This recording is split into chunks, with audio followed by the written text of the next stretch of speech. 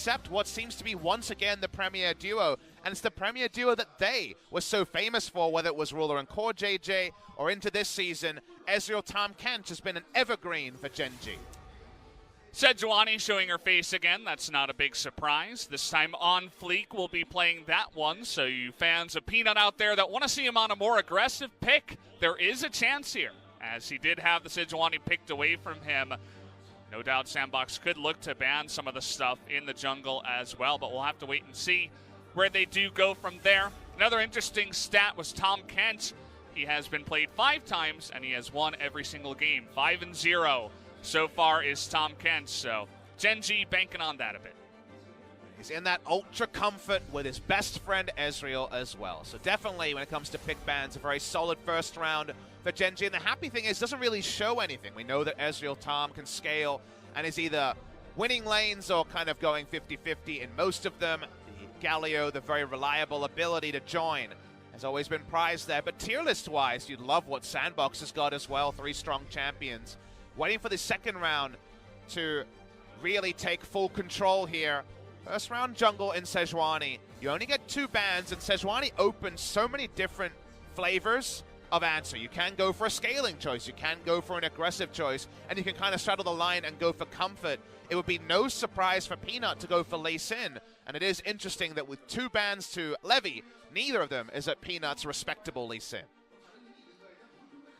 Olaf seeing a bit of play, and has been noted that he is quite strong by multiple junglers nowadays, and especially against Sejuani, has so much lockdown. Could be a good choice, so they take that away. And Kha'Zix's also pretty high on the tier list. But Zoe Lissandra going to be taken away from Dove. They decide to target the mid laner. Dove, as you mentioned, one of those strong players on the side of Sandbox to look out for. Seems like Dove will leave his pick for last, or potentially Summit. Opening up with that last pick there. Is Thresh going to be preferred to something like the Braum? Playing with fire a little bit, because definitely there is that scenario where Ezreal gets going, starts throwing down the ultimate. You have no real answer barring an all-in. And Camille's left open now.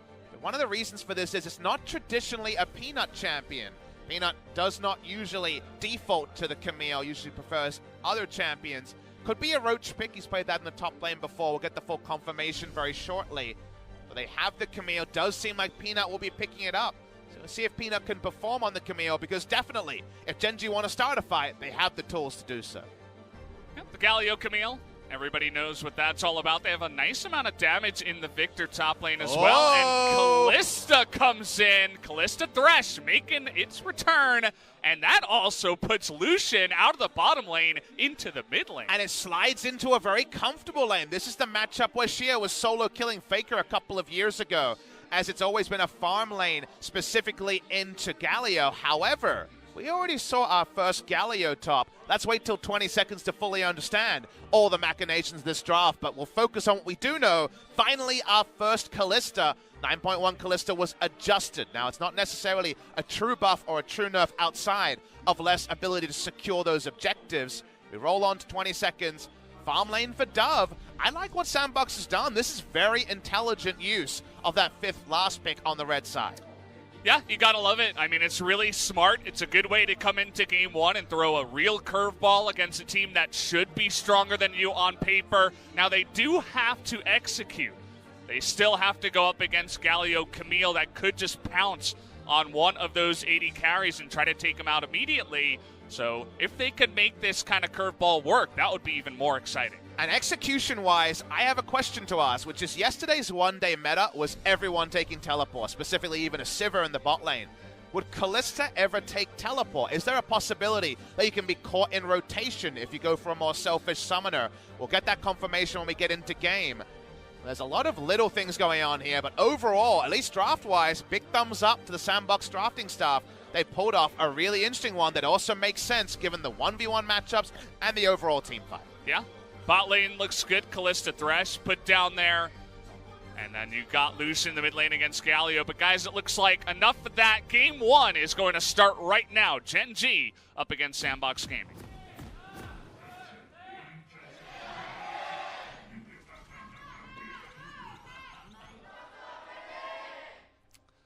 Gen G understandably getting the louder cheers as the team has been around longer here in the LCK, but Sandbox getting one of their own as well, slowly looking to build up their fan base as one of the newcomers here to LCK. I, for one, am very excited, especially after this cool Game 1 draft. Now, Sandbox, because they've gone for the Lucian mid-flex, do not have a lot of magic damage. You might look at Gen G's comp and say, okay, tabbies can come out, some armor can be built. It isn't really champions that can stack armor. There will be an Iceborne Gauntlet onto Roach. That'll come in at some point. Fly, you don't usually really fit in a lot of armor into the current AP Mage mid lane Galio builds, and Camille's usually a pretty squishy build as well. What that basically tells you is there's very unlikely to be a hard timer where you say, okay, 30 minutes, we're done. Kind of like the old days where Mundo against Double AD would eventually just outscale as a champion on his own. However, if you fall into a 5 to 10,000 gold disadvantage, Valdez, then there is the real chance that just a Chain Vest will undo a lot of what Sandbox has put together. And over a team fight, Double AD, a smaller frontline than we're used to. It's nice to see some innovating. It's nice to see that we still do have each team with a different read on the meta rather than just one way to play the game 3 match days in. Yeah, I mean, I said it coming into the draft. I was saying tanks, tanks, tanks, and that's kind of what it was for the first couple of days that we have had here at the LCK, but not just so here in this game. Peanut looking towards the bottom side, but they should have seen the ward placed. He wasn't spotted on vision. Very nice to skirt around the vision about as much as possible. I believe the Sejuani has all the information there, though, so no harm, no foul. So there is going to be the reveal there, despite the nice vision toggle. Yeah, Flake just goes back to farming. They put down 2 wards down in the bottom river just to make sure they would have the information about that. But you put it all together, 2 wards plus the jungle being revealed. It's Camille with a skirmishing advantage over Sejuani. That means if Ezreal and Tahm Kench play the lane the way they want to, they get the level 2. Kalista and Thresh will have to pull back for now. But when Kalista Thresh gets going, that perennial problem, Valdez, of just who do you invade? Who do you attack if you gank this lane? Because both of them are super slippery, and if you got no Hextech ultimatum, there's no way to pin them down. It's very true. Double sliding 80 carries, the Ice Skaters, Lucian and Kalista. And Thresh also. Good luck with that one. It's going to be fun. I like it. It's definitely a kind of high skill cap comp, I would say. As I was mentioning before, it definitely requires both Dove and Ghost, who's a guy that I haven't been super positive on specifically, to show up and play a really strong game. Feels like Ghost has the talent, but has struggled a little bit in 2018 to deal with some nerves, it felt like. But let's hope that his 2019 gets a little bit brighter here joining Sandbox. And meanwhile, what about Peanut, who had a couple of games on the Sejuani? Definitely was the second best jungler on the day, to Canyon, who looked really good in that series against Gen G. He has a lot of agency here because he's on the Camille, and we already talked about how the Sejuani is largely going to be trying to shadow what the Camille's doing.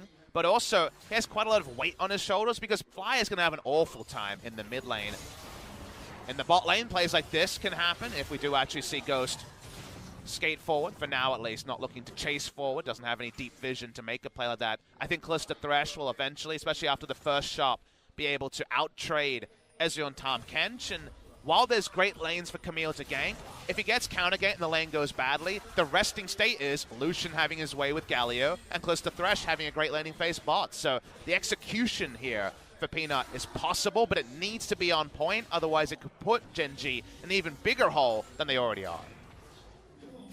Definitely feeling good about the Sandbox draft. Also picking up the Urgot after Gen G decided to first pick the Galio, which is another interesting thing that we didn't really touch on too much. The Galio coming in this time for Fly.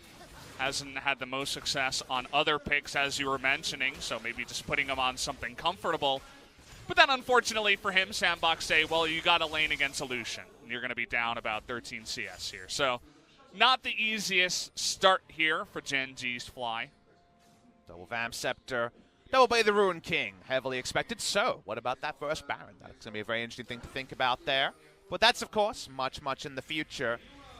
Teleport back to lane. No excitement in that one, unfortunately. It is heal on the Kalista, so remember that. There's always the chance that you go for a late lane swap here, especially if you can get first Drake as Gen G. You can lane swap topside and get Rift Herald and maybe the second tower, maybe not first turret blood, But if you can get first Drake and then you get second turret and the Rift Herald, remember that the actual first turret blood bounty has gone down. 100 gold was trimmed off that. So as long as you're matching things like turret plates, you can actually heavily out-trade like that. And because of the TPs, I'm hoping that's something Gen G is already talking about early in comps. Yeah, could be 4 TPs up against 1, as the only unsealed spellbook on the side of Sandbox is the guy that already has the teleport, so no shenanigans there. We don't have a Scuttle Crab counter just yet here on the Riot broadcast, but I'm counting them. It's Camille 3, Sejuani 0.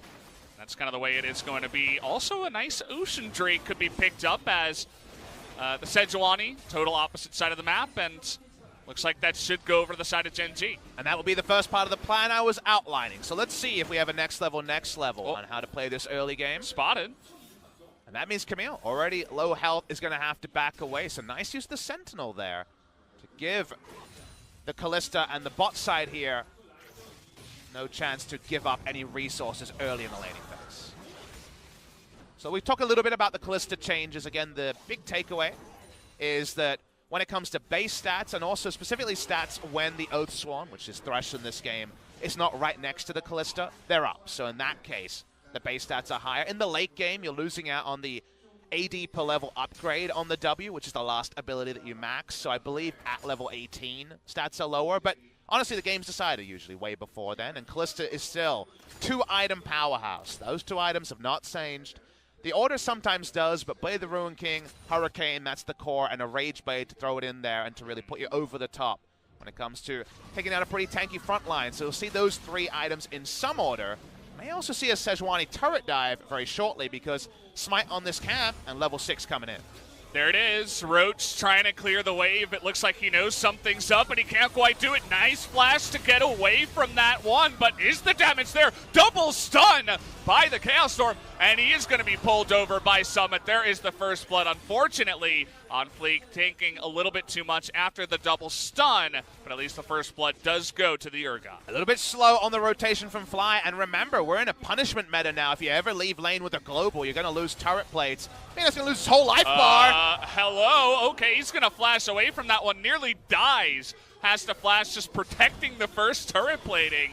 It looks like Dove is off to a fantastic start in the mid lane. I will definitely put the hashtag not worth out there on losing your health bar and flash. Because now when Onfleek comes back out, he's got nothing to worry about. No longer is there going to be piggy hunting season for this Camille. She's going to have to be a lot more defensive, and her gank propensity. And remember, Camille's all about the level 2 and the early ganking.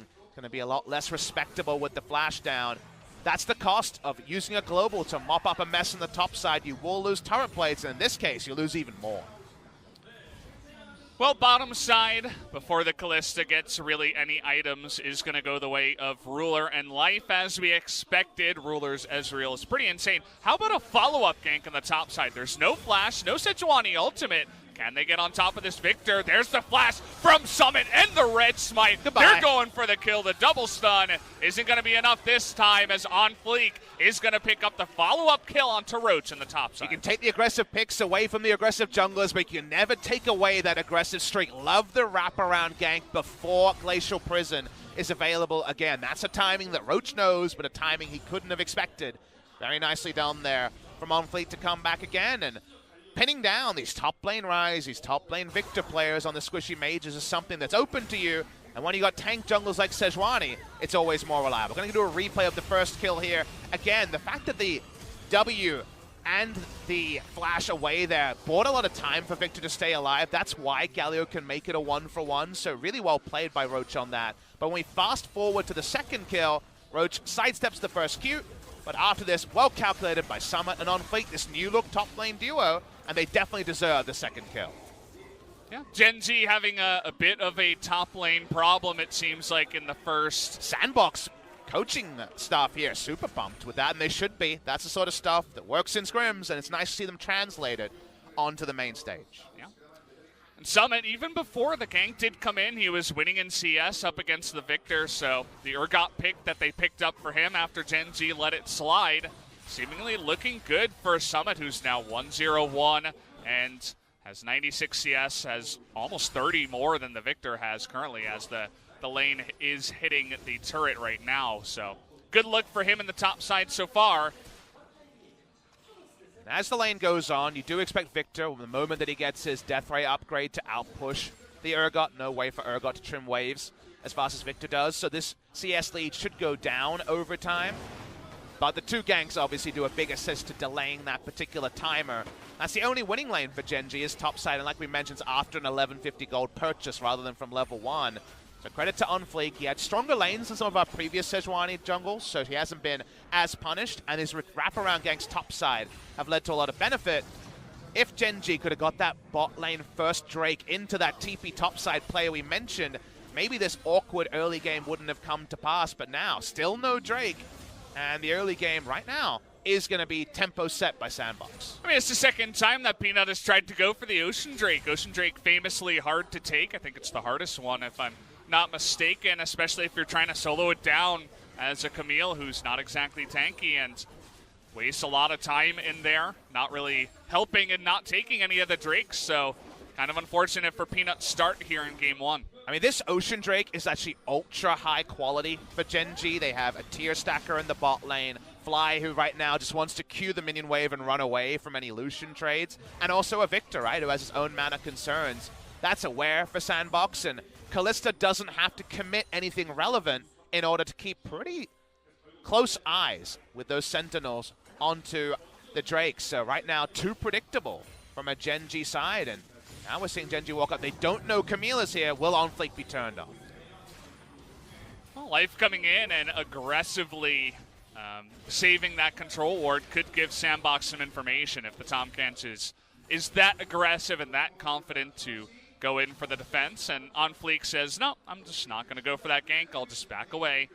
That's all good and fine, but Ruler still doing a number in the bottom side. Chunks out Ghost, and he'll look for his second plating down in the bot turret. It's such a big momentum shift when Joker shorts his death sentence, as Dove continues to be a jerk to Fly. At the same time, the two-shot barrage hits the AD carry. That's just the whole lane control gone from both sides. Nothing Ghost can do, and will take a long time with just a vamp step to the lifesteal up. So they're actually losing this lane because Camille has been here pretty reliably, and they haven't found any hooks. Every time that hook's on cooldown, it's a very big cost to the side of Ghost and Joker. At least he's doing a good job of CSing under the turret from what it seems like right now. Their turret's getting wrecked for sure, but at least he's only down 10 CS. Could definitely be a lot worse for him, so props to him. And now we got Onfleek looking for the Rift Herald, and they know about it. Yep. They're pinging him out, and they want to go for a dive in the bottom side. No early vision here. Trying to get on top of Ghost. There is the Hextech ultimatum, taking a lot of damage here as Ghost. The TP comes in, but the hook out of the Ezreal, and Ghost gets away as Urgot makes his way, and that's a second kill onto the Tahm Kench. Thankfully, they drafted the Galio to save one person's life, but will Fly go down? He's got a flash away from it too. An absolute disaster strikes in the bottom lane for Gen G. And watch what's going to happen in the mid lane. At the same time, all the turret plates are going to roll down and be picked up by Dove. Unflake says, nope, you're not getting them all, Lucian. We want the turret. They kill the turret, and look at the momentum shift. It's a 3,000 gold lead for Sandbox. Oh, man. I mean, that's just a huge blow to the side of Gen G. Are they going to get the inner turret as well? I mean, it looks like it. Rift Herald's still going strong. They're going to get it very low.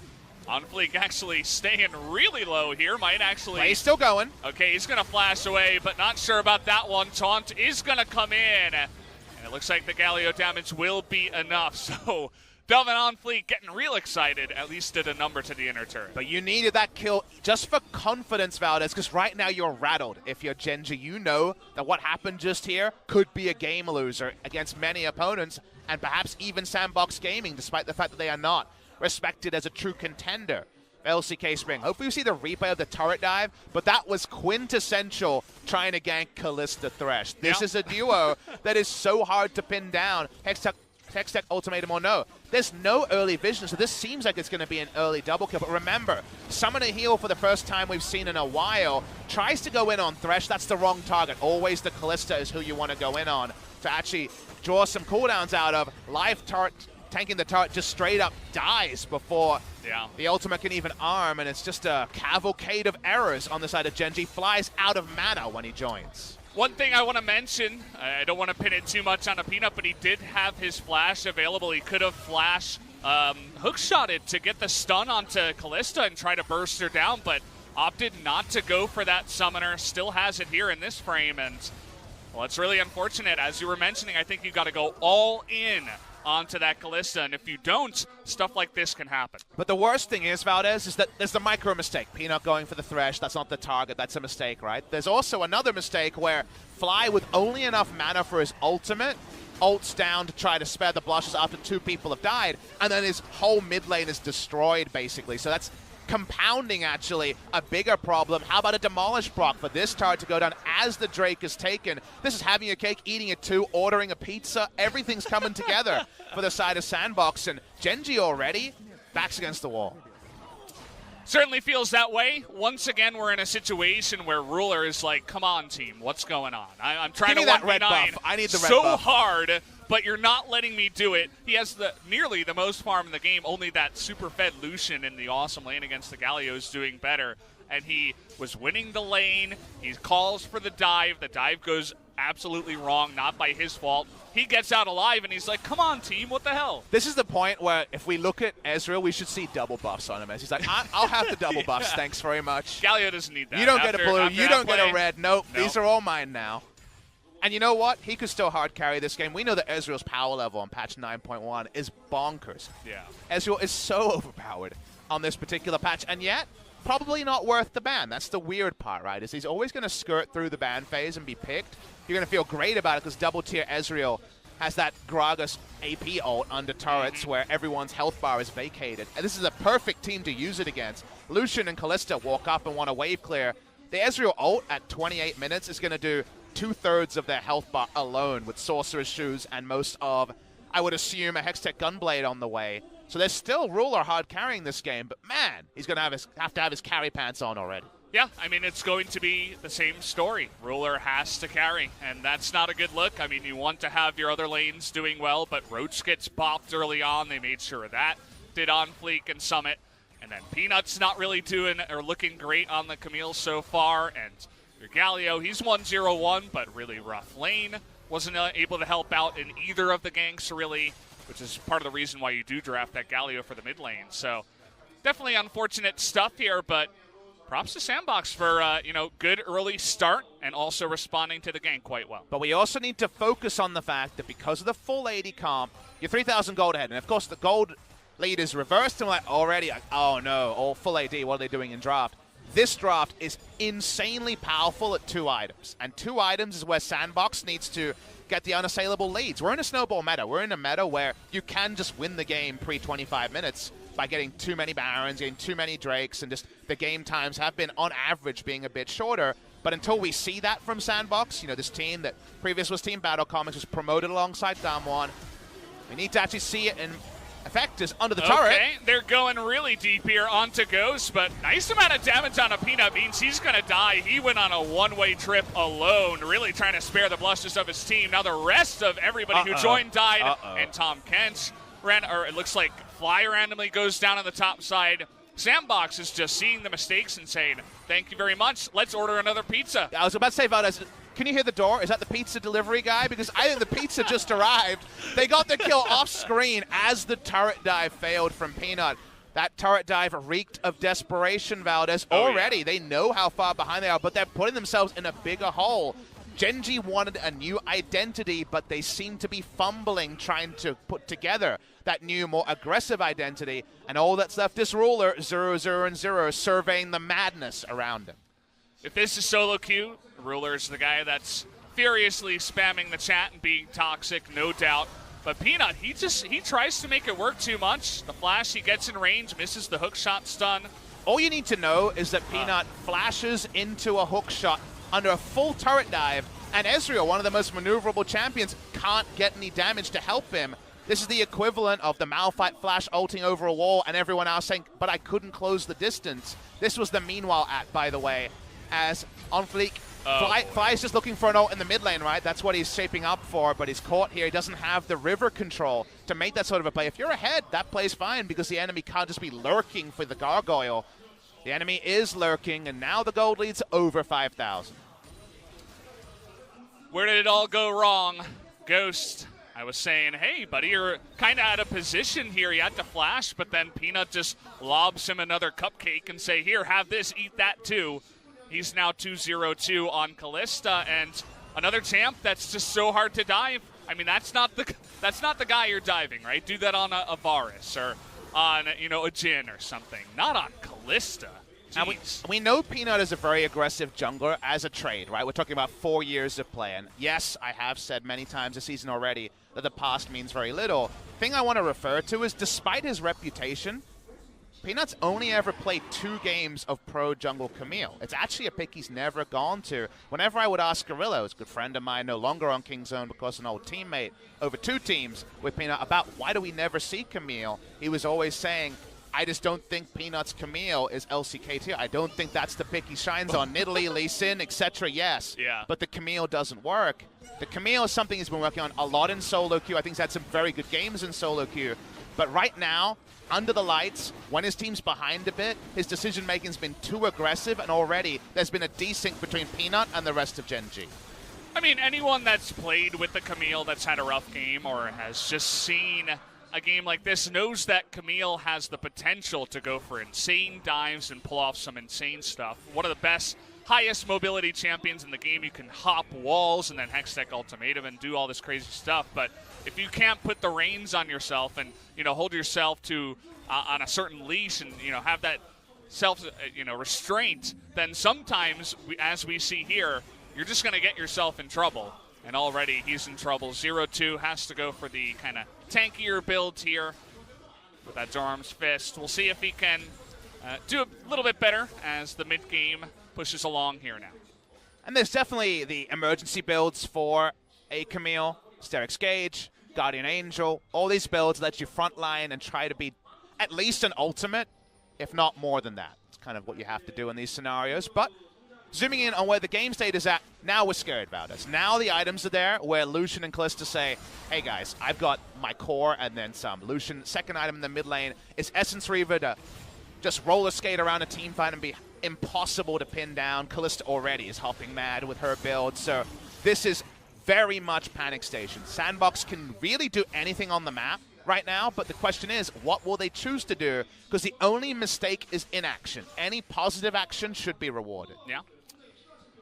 Just an interesting thing from the gold that we did just see. Lucian's actually ahead of Kalista in gold right now. I would assume that's because he took down, basically all the plates. I believe he did with the help of the Sejuani in the mid lane when that debacle happened earlier on in the game.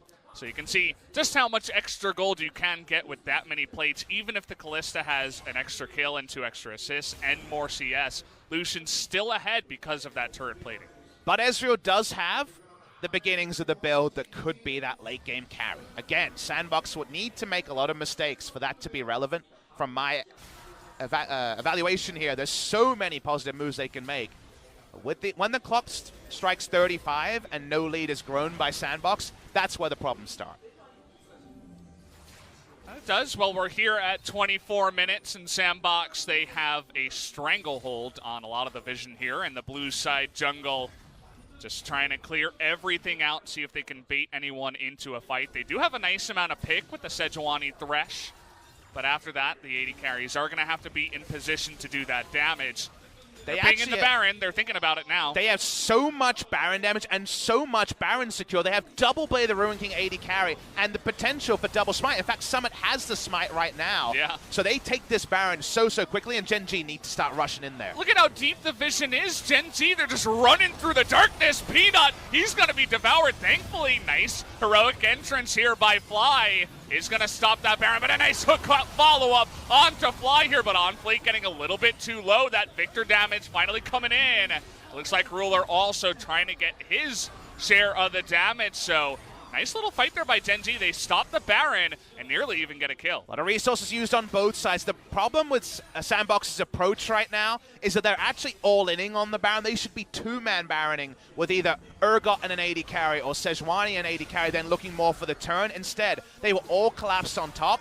I know this sounds weird, but it's actually a mistake for Summit to have the smite because it telegraphs how many times they're going to attempt the Baron. They're back on it now. And Dove is in the top side, so you may be fooling Gen G, but Gen G, they're no fool. They know it's coming. Joker now in position. Nice little stopwatch there from Roach. Can Fly get in? Gets one stun, but Dove is doing insane damage in the front line and is going to push them back for now. They may even just turn onto the Baron again. Sandbox, as you mentioned, insane Baron damage. They do have insane Baron damage, but that doesn't necessarily mean all 5 champions on top of it. Yes, that's the fastest way, but that's not the only way. What Sandbox need to do is to take a deep breath, go back to organizing their side lanes. If they keep all-inning on Baron, a 50-50 smite happens. Peanut has stolen them before. That could undo all their good work. Yeah. I feel like we've seen this before. Fly and Peanut are going to spot that lantern, and maybe this is the time they go for it. No, the turn comes on to Fly this time, but Peanut getting into the back line. They're bursting all their damage onto Galio, but it's not enough. Fly going to pick up that first kill onto the Sejuani, but now Life in a bit of a rough spot there. Galio going to go down, but the laser and the Ezreal actually take out Thresh on the backside. Gen G winning that fight 2-1. Some pings onto the Dragon. It's a Mountain Drake. And we're definitely seeing some of those challenger team tendencies creep into Sandbox's game. They are far too focused on the Baron. There's many different ways to skin a cat, but right now it seems like Sandbox are only aware of the all-in plays, and that's allowing Gen G to stay in parity, to not allow the gold lead to change at all. Sandbox Gaming, again, need to listen to Joker. They need to hear their veteran voice say, let's go back to playing multiple lanes and still make the game about Baron, but not only Baron. It's the most obvious thing in the world. I mean, 5 members just trying to all in onto this one, and Fly and Peanut, they still have that engaged potential. Galio's actually really tanky. They do a nice job in this fight. The fight ends up being all about the first target still having access to stasis, and thus Dove and Ghost living very healthily, but not having a front line and not having target acquisition. You're dropping autos with double AD, and that's the problem here. These two should be ripping through the members of Gen G, but there were so many times where they couldn't auto-attack because they were zoned from abilities like the Victor ultimate, like the taunt from Fly, and just Peanut going in and out of a fight. So, once again, rinse and repeat. But they finally no longer have the smite onto Summit, so hopefully they can be more balanced about their next Baron attempt. Well, they say that, and they ping it again. At least they still do have a lot of the vision, but it looks like there's one ward onto the Baron right now that Sandbox do not know about. So, well, actually it is going to be stopped out by the control ward. So they do clear that up, and they're looking for a bait now. Bait is a little bit less realistic because they don't have smite onto the Urgot. Amusingly, that was the spoiler both ways. They continue to kite back.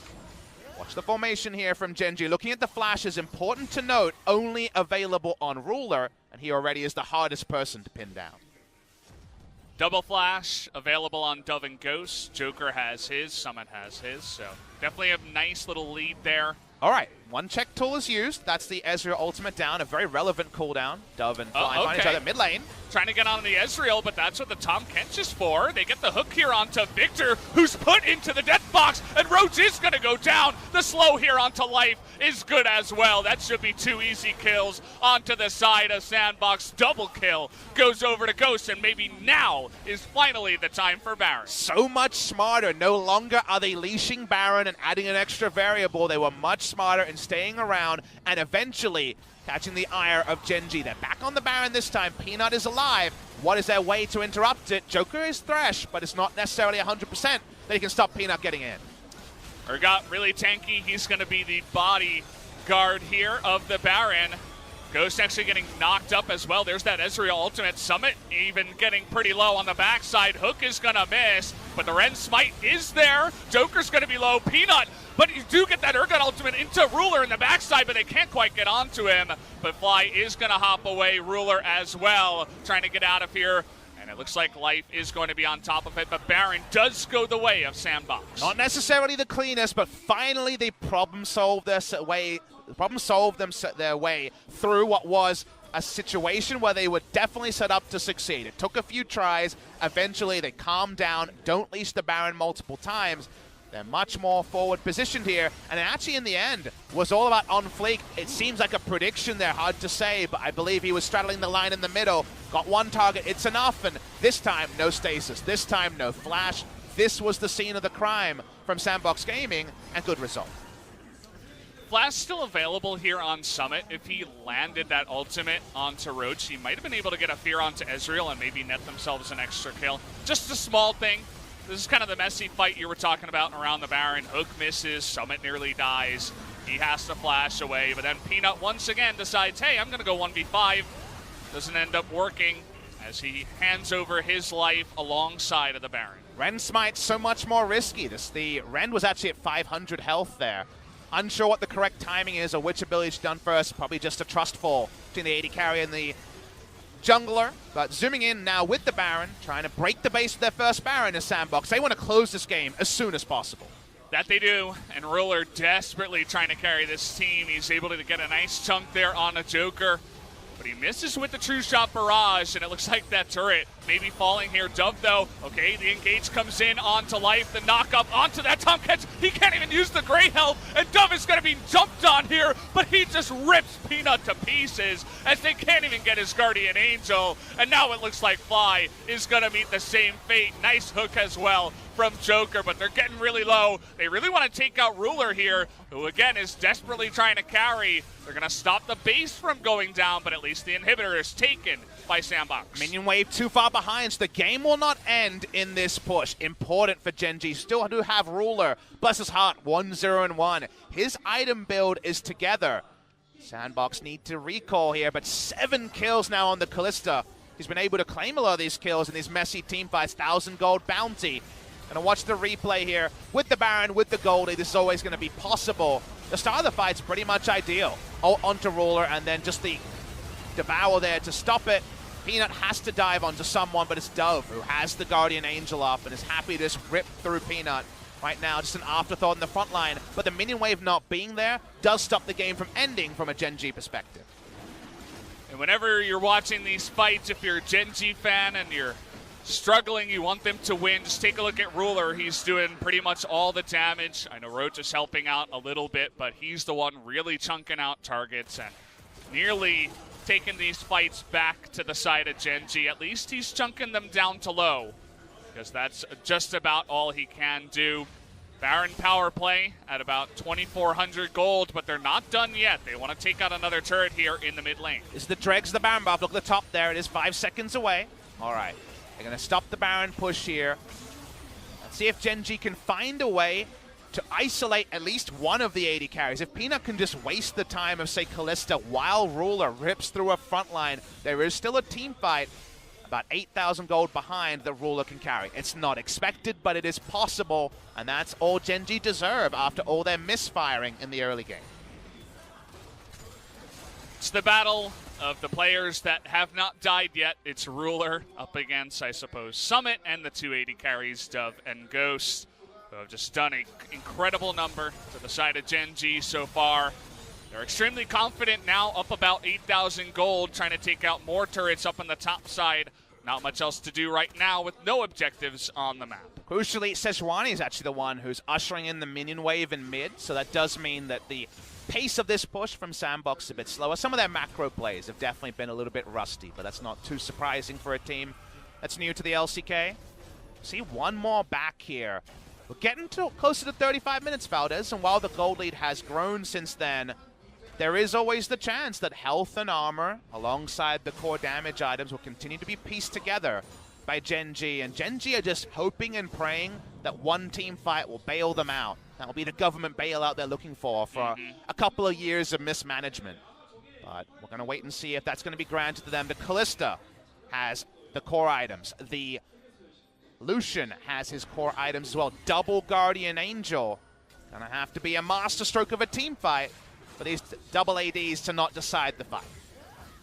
It's all up to Ruler, basically, as we've been saying. He actually has the second most amount of gold. He has incredible farm. They're just putting pretty much everything onto him, and then Roach is handling the super minions in the bottom side. And of course, Ghost has the most gold in the game at 7-0-3. Feeling pretty happy about that. I'm really hoping this is a return for Ghost, because again, 2018, a very lean year. Was very, very poor on the BBQ Olivers, but had a lot of friends on that team. That team just never really jived, especially in the summer season. he was actually pretty promising laning with Totoro in 2017 on BBQ. On CJ, he was the second big debut that was supposed to save CJ in 2016 behind BDD, and while he's never been able to step out of the shadow of his expectations as a rookie, he's another one of these players who people said was more than what he was showing in the LCK. New year, mental reset, certainly a good start, but he'll definitely want to get a W in the first game of the season because there could potentially be a fight to get many more of those for Sandbox. Like the angle here, thank you very much. We're going to see the mid lane plus the Baron, and this time with just more items. Unfortunately, they don't have the Mountain Drake, but they're still going to be able to rip through this one. Peanut nearly going down. Can Peanut get the steal? And nope, the Ren comes in. Is going to go to the side of Ghost. Do they follow up with a fight is the question. Peanut going in, he's diving big onto Dove, but once again, he's going to go down nearly immediately. Fly, he's also going to get Fear Beyond Death here, has that stasis at least, so the fear does not come in, but it's just all tears here for the side of Gen G, as at least Ruler is going to take out the Big Piggy and the Sejuani. But outside of that, it's all Sandbox all the way as they get their second Baron and are looking to push mid lane. Double AD gets to fight front to back, and it's not late enough for the armor to be there. It's not late enough for it to matter. And Sandbox Gaming will upset Gen G in the first game of this series. They pick up an extra kill on the backside, and both these AD carries, neither Guardian Angel goes down. And Ruler, once again, very sad. He hasn't died in this game. He is trying his hardest to go 1v9, but it just doesn't feel like he can. After multiple games in a row now, he's going to be hooked. Will he die? Is the caster curse real? Yes, it is. He is going to go down. As Sandbox, now 18 kills in this game, are going to take game number 1 as they take the Nexus away from Gen G. Really well-deserved victory from the side of Sandbox Gaming. You saw some of the rough Baron setups. You thought, oh no, will this be the team debuting in the LCK falling despite all their good work in the early game? Eventually the answer was no. I think their Baron setups are going to be a pretty extensive VOD review, but it's no surprise that Sandbox Gaming's first game stepping up from challengers is not going to be the cleanest. Gen G need to reset their mental. They need to throw game 1 into the rubbish and try something new. Nothing came together in the early game around Ruler, and by the end, there were just too many passengers on the Gen G hype train. They need a fresh start, and this is not it. And that's 3 losses in a row to open up for the Kesper Cup runners-up in Gen G. Yeah, I mean, it's not just Gen G. I think a lot of us would like to throw that Gen G early game in the trash where it does belong, because that is not what you want to see from a top-level LCK team. They need to shore it up, get Peanut onto the Lee Sin or something that he's comfortable on, not the Camille. Have them have a stronger early game, and hopefully they can come back in game 2. Again, just not looking comfortable here, these players. That's the big struggle they're seeing. Unfortunately, the synergy that was there, remember, we saw them step up in great performance in the Kesper Cup. Suddenly it is feeling like the off-season curse of the off-season not always translating so cleanly into the regular season. Gen G needs to start winning, otherwise they'll exit week 1. This is their last fixture of week 1. 0-4, and just way off the pace already. Yeah, and it's up against the 2 new teams, right? It's up against Tom1 and Sandbox Gaming. So, as you guys can see, the 1v9 was real, but unfortunately it did not amount to a win. 34.1k damage, and yet couldn't make an imprint in the game because you need more than just one.